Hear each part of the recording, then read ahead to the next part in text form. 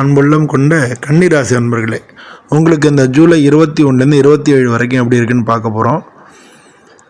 குடும்பத்தில் எல்லாருடைய ஆதரவும் உங்களுக்கு கிடைக்கும். அது ரொம்ப உங்களுக்கு ஒரு பெரிய சப்போர்ட். அது வீட்லேயும் நல்ல மகிழ்ச்சியான சூழல் தான் இருக்கும். நல்ல செய்தியும் கிடைக்கும்.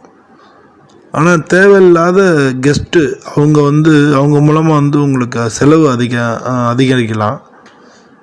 அது மட்டும் இல்லாமல் குடும்பத்தில் சில தவறான புரிதல் ஏற்படுறதுக்கான வாய்ப்புகள் அதிகமாக இருக்குது. புதிய வேலை வாய்ப்புகள் அதுக்கெல்லாம் முயற்சி பண்ணிங்கன்னா அதெல்லாம் கிடைக்கிறதுக்கான, இல்லை புதிய தொழில் ஆரம்பிக்கிறது, இல்லை புதிய வேலை பார்க்க ஆரம்பிக்கிறது, இதுக்கெல்லாம் ஆரம்பிக்கிறதுக்கு இந்த வாரம் நல்லா இருக்குது. பொருளாதார விஷயங்களில், பணம் சம்மந்தப்பட்ட விஷயங்களில் கொஞ்சம் பொறுமையாக இருக்கிறது முக்கியம். செலவில் கொஞ்சம் கவனம் வைங்க.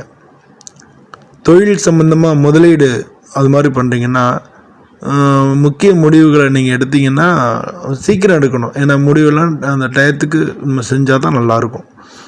அதனால் நீங்கள் சீக்கிரம் முடிவு எடுத்திங்கன்னா அது மூலமாக லாபம் கிடைக்கிறதுக்கான வாய்ப்புகள் நிறையா இருக்குது.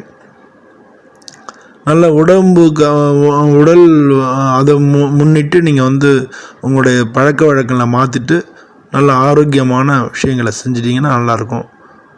காரம் அதிகம் உள்ள உணவுகளை நீங்கள் சாப்பிட வேண்டாம். உடம்பு ஆரோக்கியத்துக்கு முக்கியத்துவம் கொடுங்க.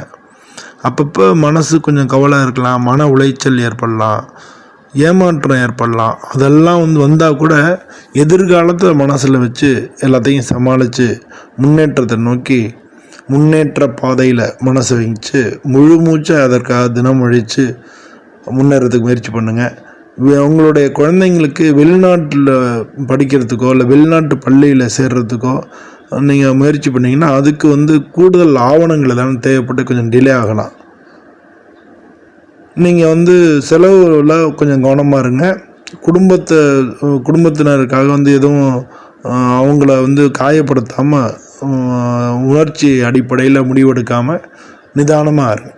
நன்றி.